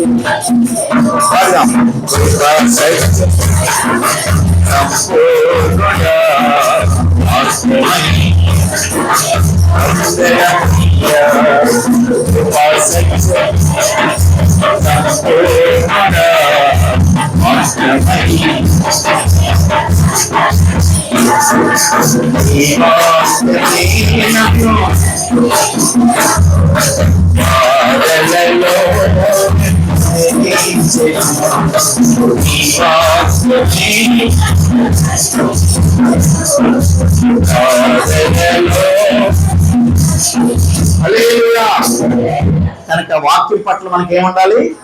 దేవుని పట్ల మనకేముండాలి? ప్రార్థన పట్ల మనకేముండాలి? దేవుని మందిరం పట్ల మనకేముండాలి? ఆసక్తి. ఆసక్తే భక్తి. ఆసక్తి లేకుండా నువ్వు భక్తి చేస్తున్నావు అంటే అది అబద్ధం. చెప్పండి, ఆసక్తే భక్తి. దేవునితో ఎంత సమయం గడుపు, అది ఆసక్తి లేదు. దేవునితో మాట్లాడాలని ఆసక్తి లేదు. దేవుని మాటలు వినాలని ఆసక్తి లేదు. దేవునితో సహవాసం చేసే ఆసక్తి కలిగిన వారు లేదు. లోక స్నేహాలు పొడవమని ఉన్నాయి మనది, కానీ దేవునితో స్నేహము లేదు. హల్లెలూయా. జిమ్ అని ఒక ఆయన ఉన్నాడట. పేరేంటమ్మా? జిమ్. ఆయన ప్రతిరోజు కూడా దేవునితో మాట్లాడే అలవాటు కలిగిన వాడు. ప్రతిరోజు తెల్లవారుజామున 3 గంటలకి మందిరానికి వెళ్ళి మోకాళ్ళ మీద ఉండి ప్రార్థన చేసేవాడు 5 గంటల వరకు. ప్రతిరోజు అలా ప్రార్థన చేసేవాడట. ఒక రోజున ఆయన బయటికి వెళ్ళి వస్తామంటే ప్రమాదశాతం ఒక కారు వచ్చి ఆయన గుద్దేసింది. గుద్దేస్తే 2 కాళ్ళు బాగా డ్యామేజ్ అయిపోయాయి. హాస్పిటల్లో వేశారు. 2 కాళ్ళు బాగా డ్యామేజ్ అయ్యాయని శుభ్రంగా కట్లు కట్టేశారు. కట్లు కట్టి మంచం మీద ఆయనకి రెస్ట్ ఇచ్చేశారు. ఏమండి, గబగబా ఈ విషయం తెలుసుకున్న భార్య వచ్చింది, ఏడుస్తూ ఉంది. ఏమండి, ఆ జిమ్ కూడా ఏడుస్తూ ఉన్నాడు, కళ్ళల్లో నీరు వస్తూ ఉంది. భార్య అడుగుతుంది, జిమ్ బాగా నొప్పిగా ఉందా అని అడుగుతా ఉంది. చూడండి, భార్య అడుగుతుంది, ఏడుస్తున్నాడు కదా భర్త, నొప్పిగా ఉందా జిమ్ అంటే అతను చెప్పిన సమాధానం ఏంటంటే, నాకు నొప్పి ఈ కాలుకు తగిలిన గాయాన్ని బట్టి కాదు. మరి దేనికి జిమ్ ఏడుస్తున్నామంటే, నేను ప్రతిరోజు తెల్లవారుజామున 3 గంటలకు వెళ్ళి నా దేవునితో నేను మాట్లాడుకునేవాడిని. ఇప్పుడు నేను మాట్లాడుకోలేను, ఎందుకంటే నేను నడవలేను. డాక్టర్ గారు 10 రోజుల దాకా కదలొద్దని చెప్పారు అని ఆ రాత్రి చాలా ఏడుస్తూ పడుకున్నాడట. కరెక్ట్గా తెల్లవారుజాము 3 గంటలకి జిమ్ జిమ్ అని ఒక స్వరం వినబడుతుందంట. లేచాడు. లేస్తే సాక్షాత్తు దేవుడే వచ్చి జిమ్ అన్నాడట. వెంటనే ఆశ్చర్యపోయి, ప్రభువా ఏంటి నువ్వు వచ్చావంటే, జిమ్ నీ కాళ్ళు బాగున్నప్పుడు ప్రతిరోజు 3 గంటలకు నా దగ్గరికి వచ్చి నాతో మాట్లాడేవాడు. ఇప్పుడు నీ కాళ్ళు బాగోలేదని నాకు తెలిసింది, అందుకే నీతో మాట్లాడడానికి నేనే వచ్చేసాను అన్నాడు. అది సహవాసం. చెప్పండి, అదేంటి? ఈ ఆసక్తి కావాలి మనుషులకి. వచ్చామా, విన్నామా, వెళ్ళిపోయామా అనేవాళ్ళు కాదు. దేవునితో ఒక అనుబంధం కలిగిన వారు కావాలి. అదే ఆసక్తి, అదే నిజమైన భక్తి. స్తోత్రం, హల్లెలూయా. ఇప్పుడు చెప్పండి, ఇప్పుడు మనం ఎన్ని విషయాలు నేర్చుకున్నాం? 1, ఆత్మీయతను పెంచుకోండి. 2, ఆనందాన్ని పంచుకోండి. 3, ఆశా నిగ్రహాన్ని పెంచుకోండి. తర్వాత ఆసక్తితో నడుచుకోండి.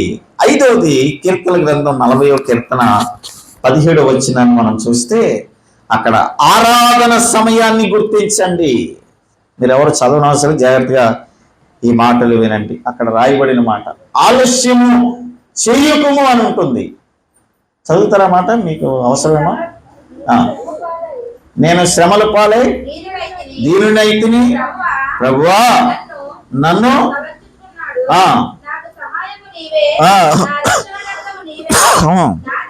నా దేవా. ఏమంటున్నాడమ్మా భక్తుడు? ఆలస్యము చేయకుము అంటున్నాడు. ఏమంటే ఇది అడిగాడు, కానీ వాస్తవానికి మనం చాలాసార్లు దేవుణ్ణి అడుగుతాం, ప్రభు ఆలస్యం చేయకు అని. కానీ మనం దేవుని విషయంలో ఆలస్యాలు చేస్తామా, చేయమా? ఆయన సన్నిధికి సమయానికి రావాలి. ఆలస్యం చేయమా? మనం చేస్తాం. కానీ మనం ఏమంటున్నాం? ప్రభువా ఆలస్యము చేయకు అంటున్నాం.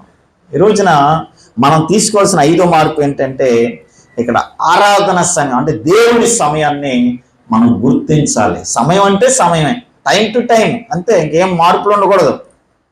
అది సిస్టమేటిక్గా జరగాలి, క్రమశిక్షణగా జరగాలి, అంతే కదండి. టైం అంటే టైమే. టైంను మనం ఎప్పుడు కూడా దొంగలించకూడదు.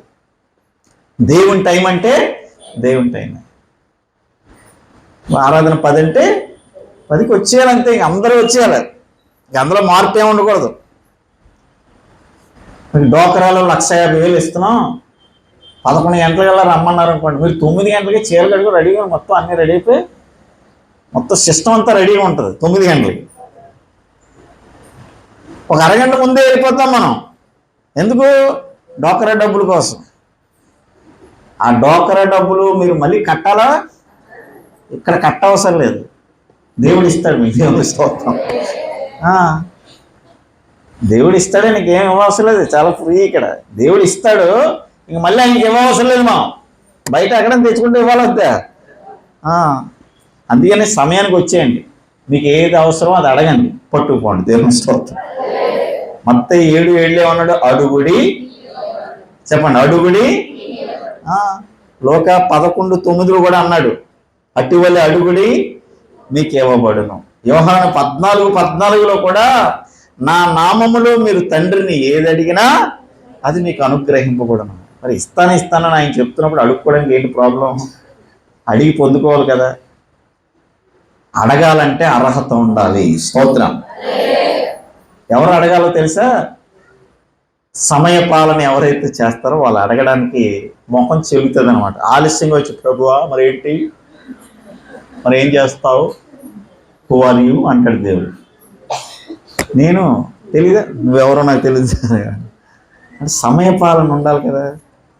ఇప్పుడు మీ బాబో మీ పాపో అరగంట ఆలస్యంగా వెళ్ళాడు స్కూల్కి, బయట నిలబెడుతున్నారమ్మా, గేట్ బయట నిలబెడేస్తున్నారు కదా, లేకపోతే మోకాళ్ళు వేయించి అడిగి గుంజీలు దించేస్తున్నారు.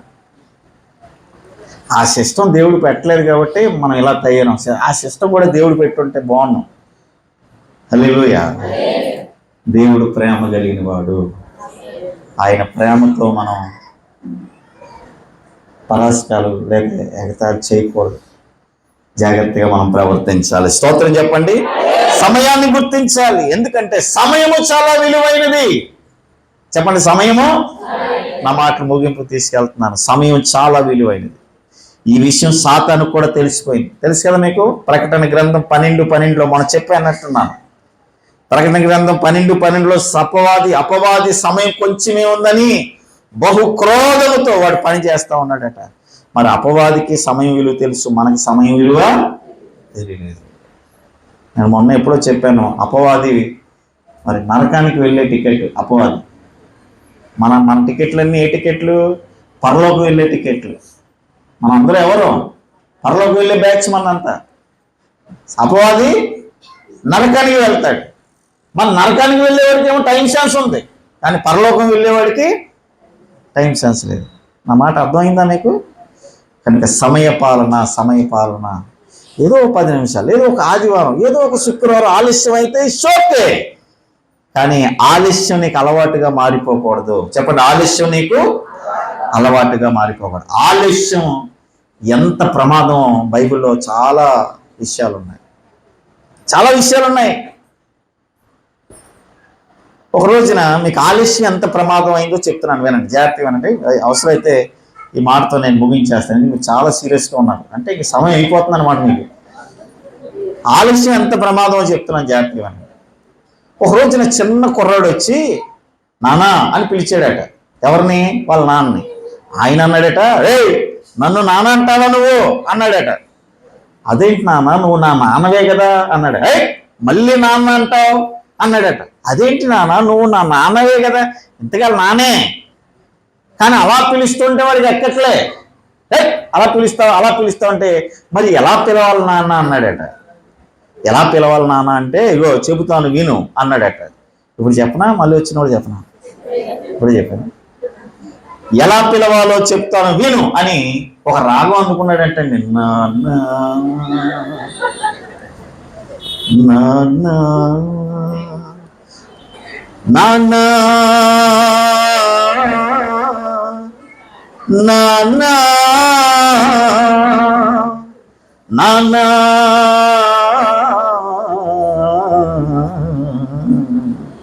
నాన్న అని పిలవాలన్నాడట. ఎవరికి?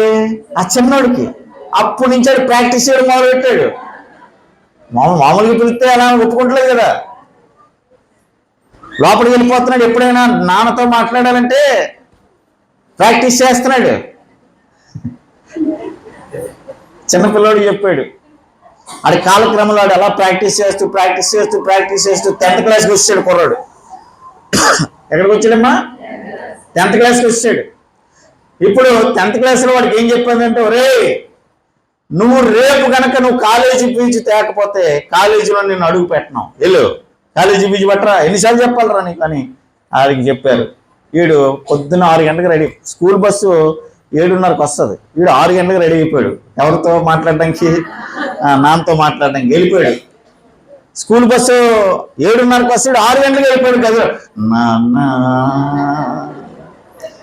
నాన్న నాన్న నాన్న అంటే మా మనవాడు ఏంట్రా అంటున్నాడు. వాళ్ళ నాన్న ఏంట్రా అంటున్నాడు. నాన్న అంటే ఈలోగా 7:30 అయిపోయింది. ఇటు రాగాలకి బస్సు వస్తుంది.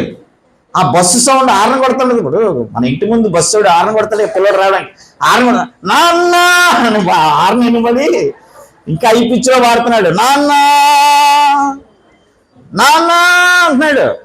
ఈలోగా బస్సు ఇంక రాడేమో అని వెళ్ళిపోయింది. బస్సు వెళ్ళిపోయిందండి. నాన్న అప్పుడు తండ్రి అన్నాడు, ఏంట్రా అంటే కాలేజీ. చెప్పండి ఏంటి? కాలేజీ ఫీజు కట్టాలి నాన్న.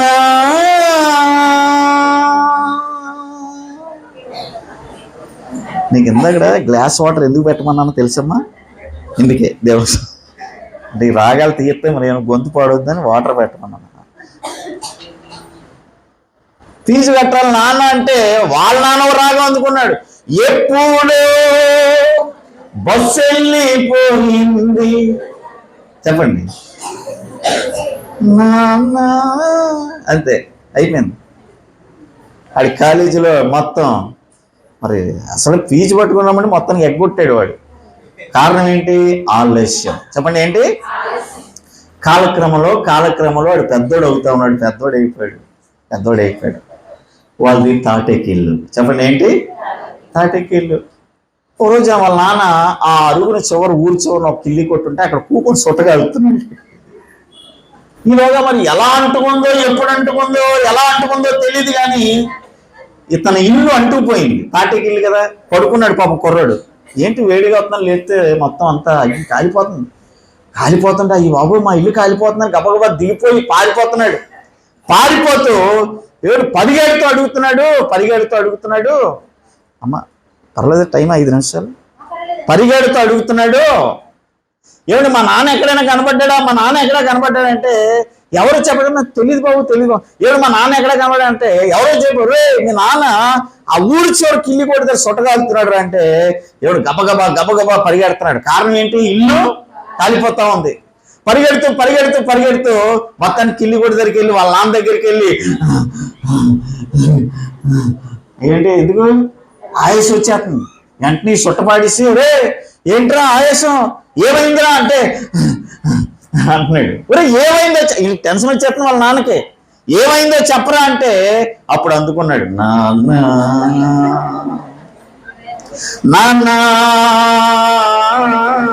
వాళ్ళ నాన్నకి ఏమవుతుంది? అక్కడ టెన్షన్ వచ్చేస్తుంది. నాన్న ఏమైందిరా? ఏమైందిరా అంటున్నాడు. అప్పుడు చెప్పాడు, మన కొంప మన కొంపకి ఏమైందిరా? మన కొంప ఏమైందో చెప్పరా? మన కొంప అగ్ని చేత కాలిపోతుంది నాన్న అన్నాడు. అమ్మ బాబోయ్ అని పరిగెట్టాడండి. ఎవరో వాళ్ళ నాన్న పరిగెడితే వెళ్ళేసరికి ఏమైంది? అక్కడ మొత్తం బొగ్గైపోయింది. ఇల్లు అసలు సామాన్లు అన్నీ బొగ్గైపోయింది. కారణం ఏంటంటారు? అబ్బా ఎంత బాగా చెప్తున్నారు. ఆలస్యం ఎంత ప్రమాదమో మీరు నవ్వుతూ విన్నా. ఇందులో మనం నేర్చుకున్న పాఠం ఏంటంటే, ఏమండి అతడు ఆలస్యం చేయవాళ్ళ కాలేజీ భవిష్యత్తు పోయింది, అతను ఆలస్యం చేయవాళ్ళ కొంప కూలిపోయింది. మరి నువ్వు ఆలస్యం చేస్తున్నావు, నీ పరిస్థితి ఏంటి? ఏం కోలదనుకుంటున్నావా? ఏం పాడవదనుకుంటున్నావా? నా ఈ రోజు నుంచి ఒక తీర్మానానికి వచ్చారు. దేవుని స్తోత్రం. ఈ 19 మీ గుండెల్లో రాసేసుకోవాలి. ప్రభా ఇంకెప్పుడు కూడా నేను నీ సన్నిధికి ఆలస్యంగా రాను నాయన. ఏదో వర్షం వస్తో, నీరసం వస్తో, బలహీనత వస్తో, ఏదో ఒక అరగంట ఆలస్యం అయితే అవుతానేమో కానీ నా జీవితంలో నా కంటలో ప్రాణం అంతవరకు నేను సమయానికి నీ దేవుని మందిరంలో కనబడతాను ప్రభు అని తీర్మానం తీసుకోవాలి. స్తోత్రం. ఇప్పుడు ఏం చెప్పాను నేను? 5 చెప్పాను. సమయం అయిపోతా ఉంది. అంటే నాకు సమయం మర్చిపోయానండి. 8:20కి ముగించాలా? మరి ఇంకా ఎక్కువ రాగాలు తీద్దునే. టైం అయిపోతుందని కొన్ని తీశాను. దేవునికి మహిమ కలుగును గాక. 1 ఆత్మీయతను పెంచుకోండి. 2 ఆనందాన్ని పంచుకోండి. 3 ఆశా నిగ్రహాన్ని పెంచుకోండి. 4 ఆసక్తితో నడుచుకోండి. 5 ఆరాధన సమయాన్ని గుర్తించండి. అమ్మ, ఆలస్యంగా రాకూడదు. ఆలస్యంగా రావడం వల్ల ఎంత జరిగిందో మీకు అర్థమైందా? ఇంకెప్పుడు ఆలస్యంగా రాకూడదు. దేవునికి స్తోత్రం చెప్పండి. ఇక 6వది రోమాపత్రిక 12:17లో చూడండి, ఆలోచన విధానాన్ని అమ్మ వింటున్నారా? కుటుంబంలో మనం చేసుకోవాల్సిన 6వ మార్పు ఇది. మార్చుకోవాలి మనం. కుటుంబంలో మనము మార్చుకోవలసిన 6వ మార్పు ఏంటంటే ఆలోచన విధానాన్ని మార్చుకోవాలి. మనం చాలాసార్లు అండి తప్పుగా ఆలోచిస్తాం. అది తప్పు. వింటున్నారా? చాలా తప్పుగా ఆలోచిస్తాం మన ఇంట్లో. అది తప్పు. అలా ఆలోచించకండి. చాలామంది అండి, కొంతమంది చూడండి, చిన్న బలహీనత వచ్చి చచ్చిపోతానేమో, నీకు ఏమొచ్చింది? చిన్న నీరసం వచ్చింది, నువ్వు అప్పుడే ఏ ఆలోచన పోతున్నావు? అది తప్పు అంటుంది వాక్యం. అర్థమవుతుందన్న మాట. ఆలోచన విధానాన్ని మనం ఏం చేయాలి? అందుకే ఎప్పుడు కూడా మనం పాజిటివ్గా మాట్లాడాలి. కొంతమంది నోట్లో ఏముంటాయి? అన్నీ నెగిటివ్ మాటలే. ఏముంటాయి? అవ్వదు, జరగదు, ఫెయిల్ అయిపోతావు, పాడైపోతావు, జారిపోతావు, పడిపోతావు, నాశనం అయిపోద్ది, ఇది అవ్వదు. ఏమండి, ఇలాంటి మాటలు మాట్లాడతాం. ఇదే మార్చుకోమంటున్నాడు దేవుడు. దేవునికి స్తోత్రం. ఎందుకు జరగదు? జరుగుద్ది. చెప్పండి. ఒక్కరైనా ఆమెను అంటారేమో అనుకున్నాను. కొన్ని అడగకుండా అనేయాలి, అప్పుడే మీకు రికార్డ్ అవుతుంది. అక్కడ అడిగాక ఆయన రికార్డ్ చేయడు. మరి స్తోత్రం చెప్పండి. ఆలోచన విధానాన్ని మార్చుకో. నీ కుటుంబం బాగుండాలంటే చెప్పండి ఏం చేయాలి? ఆలోచన. కొంతమంది మూర్ఖంగా ఆలోచిస్తారు. అది తప్పు. ఎలా ఆలోచిస్తారు? మూర్ఖంగా ఆలోచిస్తారు. అది తప్పు అండి. అలా ఆలోచించకూడదు. మన ఇళ్ళల్లో, మన ఇంట్లో అసలు ఆలోచన విధానం బాగోకే కదండి ఇన్ని ఇబ్బందులు పడుతున్నాం మనం. మంచి ఆలోచన కావాలి, మంచి ఆలోచన చేయాలి. పిల్లల భవిష్యత్తు కొరకు మంచి ఆలోచన, కుటుంబం ఎదగాలంటే ఒక మంచి ఆలోచన, కుటుంబం కట్టబడాలంటే ఒక మంచి ఆలోచన. మీకు మంచి ఆలోచన దేవుడు ఇస్తాడు. ఎందుకంటే ఆయన ఆలోచన కర్త. స్తోత్రం. ఎవరైనా ఆలోచన కర్త. బోల్డ్ అని ఆలోచన ఇస్తాడు మనకి. కానీ మనం ఆయన అడగం, అన్నీ మనమే ఆలోచించేస్తాం. చెప్పండి. ఆలోచించొద్దని అది తప్పని నేను చెప్పట్లే, ఆలోచించాలి. కానీ మీ ఆలోచన దేవుని ఆలోచన ఒకటి అవ్వాలి. స్తోత్రం. హల్లెలూయా. చాలా మంది ఆలోచనలు కరెక్ట్గా లేవు. అందుకే చాలా కుటుంబాలు పాడైపోతా ఉన్నాయి. చాలా కుటుంబాలు చిన్న భిన్నం అయిపోతున్నాయి. కారణం ఏంటంటే వారి ఆలోచన విధానము బాగోలేదు. ఆలోచన విధానం బాగోలేదు. అందుకే మంచి ఆలోచన చెప్పే దేవుడు మన దేవుడు. ఎప్పుడైనా సరేనండి, మీకు ఆలోచన రానప్పుడు మీరు నేరుగా దేవుణ్ణి అడగొచ్చు, లేదా దైవజనులను కూడా మీరు అడగొచ్చు.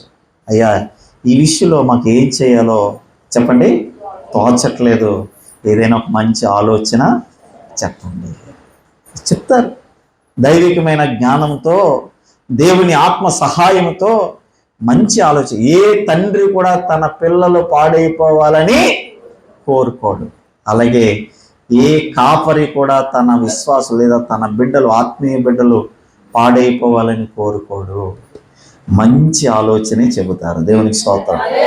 హల్లెలూయా. అది వినాలి. చెప్పండి, ఏదేం వినాలి? వినాలి. వింటే ఆశీర్వాదం, ఉంటే ఆశీర్వాదం కాదు. చెప్పండి, వింటే ఆశీర్వాదం. విన్నదాని ప్రకారము చేస్తే లేదా నడుచుకుంటే ఆశీర్వాదం. మన ఆలోచన విధానాలు మారిపోవాలి.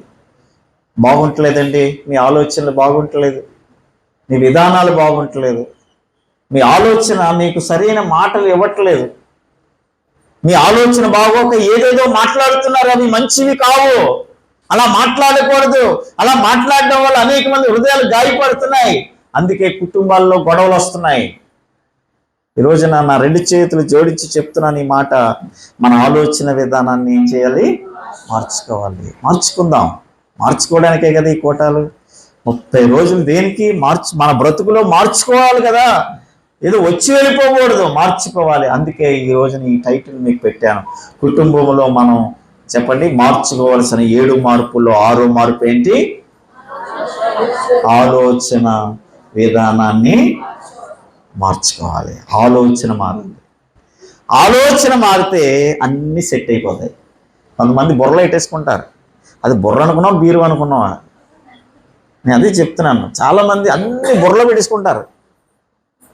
అన్ని పెట్టేసుకోకండి, అది డస్ట్బిన్ కాదు. ఈ బుర్రను మనం చాలా జాగ్రత్తగా చూసుకోవాలి. ఏమనుకుంటున్నారు బుర్రలో?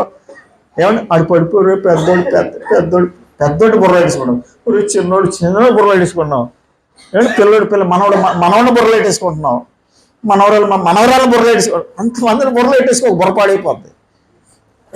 అర్థమవుతుందండి?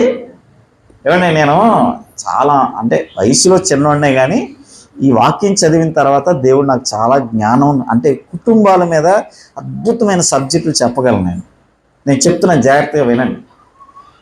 మీరు కొన్ని వినండి, మీరు కూడా వినండి. కొన్ని మీ ఇంట్లో పట్టించుకోకపోవడమే మంచిది. కొన్ని అన్ని పట్టించుకున్నారనుకోండి, తలపేనం తోక్కొస్తుంది, గొడవలు వస్తాయి. కొన్ని చూసి చూడనట్టు వదిలేయండి. దేవుని స్తోత్రం చెప్పండి. ఏటక్క అంత సీరియస్ స్తోత్రం వదలవా? కొన్ని చూసి చూడనట్లు వదిలే అంటున్నాను. ఇది మంచి మందు, ఇది వేసుకుంటే ఆరోగ్యంగా ఉంటావు. లేదా నాకు బాబు నీ మందు వద్దు, నీ మాట వద్దు, నీ ప్రసంగం వద్దు, నువ్వు వద్దు, నేను అన్ని నా బుర్రలోనే ఉండాలి. ఆడెక్కడిగా ఆడు అది నా బుర్రలో ఉండాలి. ఆ డబ్బు తెచ్చాడు ఏం అది నీ బుర్రలో ఉండాలి. ఎందుకు ఆ బుర్రలో ఎట్టుకుని ఏం చేస్తారు? బుర్ర హీట్ ఎక్కిపోతుంది. ఆ బుర్ర హీట్ ఎక్కిపోతుంది. నేనేమంటున్నానంటే, ముందు ఆ లోపల ఉన్న ఆ ఆలోచన విధానం అంతా చెత్త తీసిపడేది. నీకు తీయడం చేత కాకపోతే దేవుడిని అడగండి, ప్రభు ఈ చెత్త అంతా నాయన, తీసేస్తాడు దేవుని స్తోత్రం. అందరూ ప్రార్థన చేసుకోండి. ఇది మాత్రం చాలా ప్రాముఖ్యమైన ప్రార్థన. ప్రభు బుర్రలో చాలా చెత్త ఉంది నాయన, ఇది నాయన, అందుకే నా బుర్ర ఇటెక్కిపోతుంది నాయన. అసలండి మనిషి చాలా కాలం బ్రతకాలి. ఎందుకు బ్రతకలేకపోతున్నాడో తెలుసా? ఎందుకు బ్రతకలేకపోతున్నాడు? ఆలోచనలు మొత్తం బుర్ర నిండా ఆలోచన ఇలా కలిపి పొలుగుని వచ్చేస్తుంటాయి. అది నీకు అనవసరం. చాలామంది మాకు చెప్తూ ఉంటారు, పాస్టర్ గారండి పిల్లోడిని ఎంత బాగా చూసుకున్నానండి. నేను పాస్టర్ గారిని కదండి, నాకు చాలామంది చెప్తుంటారు మా సంఘస్సులు వచ్చి, పాస్టర్ గారండి నా కొడుకుని ఎంత గారాబోగా పెంచానని ఇప్పుడు అది వచ్చి చూడండి ఎలా ఆడిస్తుందో. ఎవరు? అరే నువ్వు అదెందుకు బుర్రలు ఎట్టుకున్నావు అమ్మా అన్నాను నేను. అదెందుకు బుర్రలు ఎట్టుకుంటావు నువ్వు? లేదు ఎట్టుకుంటుంది ఈవిడి, మరి ఎట్టుకుంటుంది. ఇంక ఎట్టుకునే ఆ బుర్రలు ఎట్టుకున్న కానించి ఆవిడ ఏ మాట మాడిన బుర్ర ఎలా తీసుకుంటుంది? తేడాగానే తీసుకుంటుంది. ఫస్ట్ ప్రింటే బాగోలేదు. ఇప్పుడు మీరు గుడ్డు వేసుకున్నారా, ఎగ్, ఆ గుడ్డు బాగుంటే ఆమ్లెట్ బాగా వస్తుంది. గుడ్డే బాగోలేదు, ఆమ్లెట్ ఎలా వస్తుంది? నువ్వు సూపర్ కుక్, మంచిగా వంట చేస్తావు, కానీ గుడ్డు బాగోలేదు అక్కడ, ఆమ్లెట్ ఎలా వస్తుంది? గడిది గుడ్లో ఉంటుంది. అది ఫస్ట్ ప్రింటే తేడా అక్కడ. కొడుకుని ఆడించేస్తుంది. అరే మా బుర్రలు ఎట్టుకోకండి అమ్మా దయచేసి. వాళ్ళు చాలా చక్కగా ఉంటారు, మీరు అన్ని బుర్రలు ఎట్టుకుని మీ బుర్రపాటు చేసేసుకుంటున్నారు అని మా సంఘానికి చెప్పాను, మీకు కాదు. దేవునికి స్తోత్రం. గట్టిగా స్తోత్రం చెప్పండి. హల్లెలూయా. ఇక 6వదిగా మనం నేర్చుకుంటున్నాము ఆలోచన విధానాన్ని మార్చేసుకో. ఆలోచన కరెక్ట్ కాదు అది. అన్ని బుర్రలు ఎట్టుకుని బుర్ర పాడు చేసుకోవద్దు, నీ ఆరోగ్యం పాడు చేసుకోవద్దు. దయచేసి నా మాట విను, నీ కొడుకు లాంటి అని చెప్తున్నాను. ఎందుకంటే అన్ని బుర్రలో పెట్టుకుంటారు మీరు? తేలిగ్గా ఉండాలి మన బుర్ర. డిలీట్ అయిపోవాలి. పాతనేది అందులో ఉండడానికి ఏం స్తోత్రం చెప్పండి, గట్టిగా చెప్పండి. ఇక చివరిగా ఈ మాట చెప్పి నేను ప్రార్థనలోకి తీసుకెళ్తాను. చివరిది ఏంటి? ఏంటమ్మా చూసి ఎంత ఇష్టంగా చెప్తున్నారు వీళ్ళు. ఇందాక నుంచి అడుగుతున్నా. 3వ పాయింట్ ఏంటంటే ఎవడు చెప్పట్లేదు. 4వ పాయింట్ ఎవడు చెప్పట్లేదు. 7వ పాయింట్ చెప్పమంటే ఆపేయండి. అయ్యారు లాస్ట్ పాయింట్ ఏంటంటే ఆపేస్తాను నేను చెప్పండి. ఆపేయండా? ఆపేయండి. ఏంటి ఆపాలి? అప్పులు చేయడం ఆపేయండి. అమ్మ ఎందుకమ్మా అప్పులు చేయడం ఆపేయండి? ఇచ్చేవాళ్ళు ఉన్నారు అయ్యారు, మీకేంటి నొప్పి? ఇచ్చేవాళ్ళు ఉంటారమ్మా, ఇచ్చేవాళ్ళు ఉన్నారు కదా అని ఇష్టానుసారంగా అప్పులు చేయబాకండి. వాక్యం మనకి ఏమి నేర్పిస్తుందంటే సర్వసాధారణంగా మ్యాక్సిమం అప్పు జోలికి వెళ్ళకండి. స్తోత్రం చెప్పండి. ఈ రోజున ఏమండి కొంతమంది ఏం చేస్తున్నారంటే అప్పు చేసైన పప్పు కూడా అప్పు ఏంటది? అప్పు చేసైనా వద్దు బాబు, ఆ సిస్టంలోకి వెళ్ళకండి. ఏమండి మనం పెరుగన్నం తిన్నా పర్వాలేదు, చారు అన్నం తిన్నా పర్వాలేదు, ఏదో ఒక అన్నం తిన్నా పర్వాలేదు, ఆఖరికి గింజిని వేసుకొని తిన్నా పర్వాలేదు, అప్పు జోలికి వెళ్ళకండి. స్తోత్రం చెప్పండి. అప్పు ఆపేయండి. అయ్యారండి మేము చాలా అప్పుల్లో ఉన్నామండి, అందుకే దేవుడు మీతో మాట్లాడుతున్నాడు. చేశారు చాలు. ఇంకా ఇప్పుడు ఆ అప్పుని ఎలా తీర్చాలో ముందు ఆ ఆలోచన చెయ్యండి. కొంతమంది అప్పులు ఉంటాయండి, దీన్ని సంగతి పట్టించుకోరు. మళ్ళీ కొత్త అప్పు ఎక్కడ చేయాలి, ఎవరు మనకు అప్పిస్తారు? అరే ముందు మన ఆలోచన అది కాదు. ఫస్ట్ ఈ ముందు ఈ అప్పుని మనం పాత అప్పును చెప్పండి ఎలా తీర్చాలి, అప్పుడు కదా మనం కొత్త అప్పు సరి. ముందు పాత అప్పు తీర్చాలి. పాత అప్పు తీర్చమంటే మళ్ళీ ఆవిడ దగ్గరికి ఇంకొక 1,00,000 ఇవ్వు అంటే అర్థమవుతుందండి మీకు? కనుక మన ఆలోచన ఏం చేయాలి? అప్పు మ్యాక్సిమం తీర్చాలి. ఏమండి అప్పు తీర్చడానికి బైబిల్లో 7 సలహాలు ఉన్నాయి. ఒక్కరికి నచ్చలేదు అంటే మీరు అప్పుల్లో లేరని నాకు అర్థమైంది. దేవుని స్తోత్రం. అప్పుల్లో లేరు, దేవానికి వందనాలు అయినా మా సంఘ బిడ్డల్ని అప్పుల్లో లేకుండా మీరు కాల్చినందుకు స్తోత్రం. చెప్పండి. 7వది ఆపేయండి. ఏం ఆపాలి? అప్పులు చేయడం ఆపాలి. నాన్నగారిని అప్పులు చేయకండి, మ్యాక్సిమం చేయకండి. అప్పు ఎప్పుడు చేయాలో చెప్పనా? హలో, అప్పు ఎప్పుడు చేయాలో చెప్పనా? అప్పు ఎప్పుడు చేయాలంటే సమస్య నీ పేక మీదకి వచ్చేయాల. ఎక్కడికి? అప్పుడు చేయాలి అప్పు. కానీ సమస్య నీ కాలు దగ్గర ఉంటుంది, చేసేస్తాం అంతే అప్పు. సమస్య నీ గోడు దగ్గర పోతుందా? మనోడు ఉన్నాడు, మన పెద్దనాన్న ఉన్నాడు, వెళ్ళి నేను చెప్పానని చెప్పి 2 లక్షలు పట్టరా తెస్తావు. మరి ఇచ్చేది అలా ఇచ్చేది తగిన తర్వాత ముందు ఏమండి నేను అప్పు మీద చాలా ప్రసంగాలు చేశాను. బైబిల్లో నువ్వు ఇది అమ్మి అప్పు తీర్చు అన్నాడు దైవజనుడు. అన్నాడండి. అది సిస్టం. అది అప్పు చేయడం తప్పు కాదు, కానీ దేవుని పిల్లలు అప్పు తీర్చకపోవడం తప్పు. ఇది వాక్యానుసారం కాదు. వాక్యం మనకు నేర్పిస్తుంది.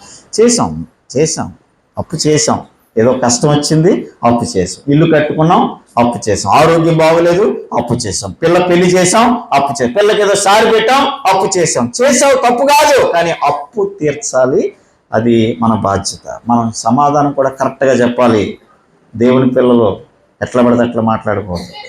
కొంతమంది అంటారు నీ దిక్కునోడు చెప్పు, ఏంటట అట్లా అనకూడదండి. దయచేసి దేవుని పిల్లలుగా అలా అనకూడదు. అయ్యా ఇచ్చేస్తానన్న మాట వాస్తవం, నేనే చెప్పాను ఈ నెలలో ఇస్తానని, కానీ ఈ నెలలో అవ్వలేదయ్యా, దయచేసి ఇంకొక నెల గడువేవయ్యా అని మాట్లాడే విధానానికి ఇవ్వను, నేనివ్వను, అసలు నువ్వు ఇచ్చేవనడానికి అయ్యో ఆధారం ఏంటి? అస్సలు అలాంటి కుదరవు. తీర్దాం.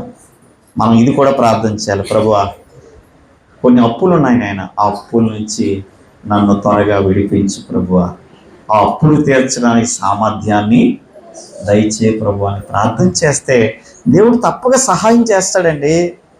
ఏదో ఒక లాభం ఇస్తాడు నీకు, ఏదో ఒక సహాయం చేస్తాడు.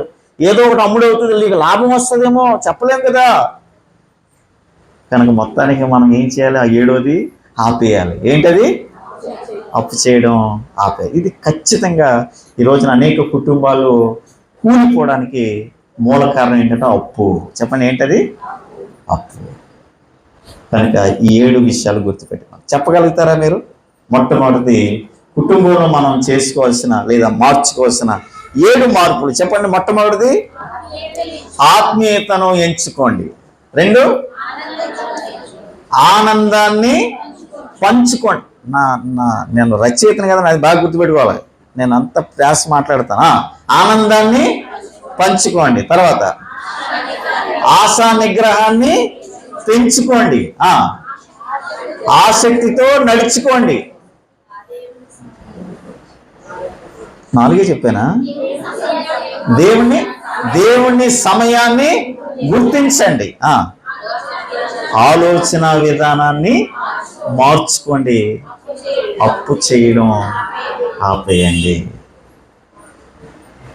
పాస్టర్ గారు, మీరు అర్జెంటుగా జోసఫ్ గారిని ఆపేయండి. ఏమ్మా, ఆయన ఎంత మాట అన్నాడో తెలుసా? ఏమన్నాడు అమ్మా? అప్పు చేయడం ఆపేయమంటున్నాడు. కుదురుతుందా? ఇది కుదరదు. మరి ఏం చేస్తాం? ఊరంతా అప్పులు చేస్తాం మనం.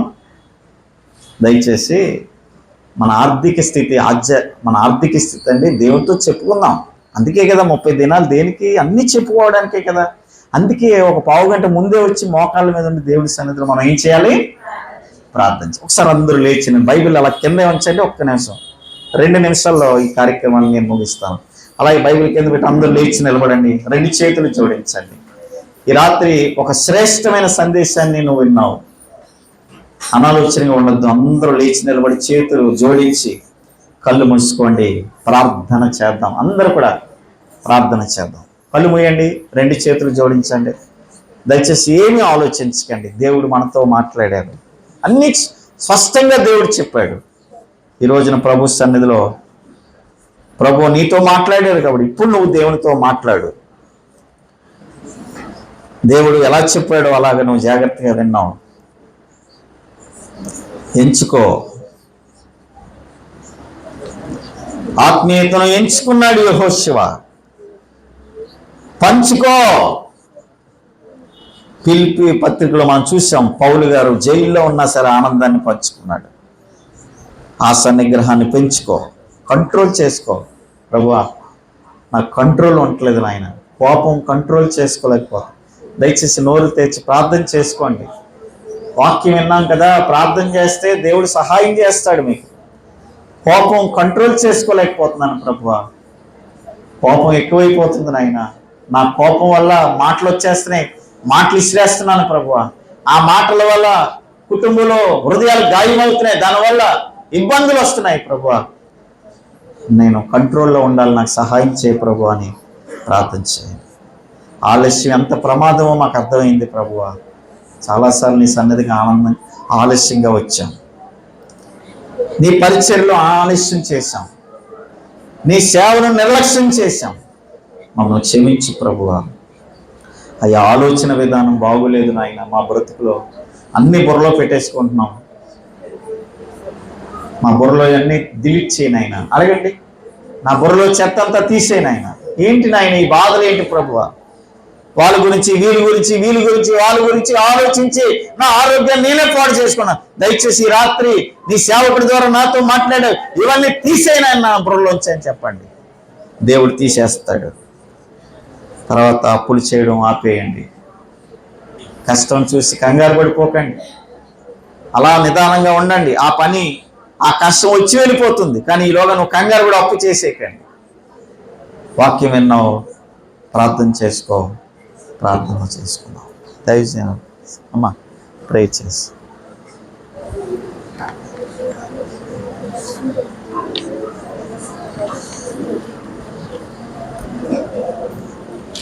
కుటుంబములకు అవసరమైనటువంటి 7 మాటలను సేవకులు సాధనలో నుండి ప్రభు మాట్లాడించారు. మీ ఆత్మీయ జీవితానికి కూడా అవి ఎంతో ప్రాముఖ్యమైనటువంటి రాత్రి కాల సమయంలో కుటుంబాలుగా కట్టబడినటువంటి వారు దేవుని సన్నిధిలో కొద్ది మందిగా ఉన్నప్పటికీ ఇంకా కుటుంబాలుగా రావాల్సిన వారు అనేక మందిగా ఉన్నారు. వచ్చినటువంటి స్త్రీలందరూ కూడి మాటలను హృదయంలో భద్రం చేసుకొని ఆ మార్పులు చేసుకొని కుటుంబాలను కట్టుకొని సంతోషముగా సంఘములో కుటుంబాల్లో ఉండుటకు దేవుడు అవకాశం ఇస్తూ ఉన్నారు. ప్రార్థించండి. అయ్యా, ఈ మార్పులు నా కుటుంబంలో నేను చేసుకోవాలనుకుంటున్నాను, దయచేసి మాకు ఈ అయ్యా మార్పులు చేసుకునే దేవుడు మాకు ఇవ్వండి అని మీరు నోరు తెరిచి అడిగినట్లయితే కనుక తప్పకుండా ప్రభు మనకి ఇస్తారు.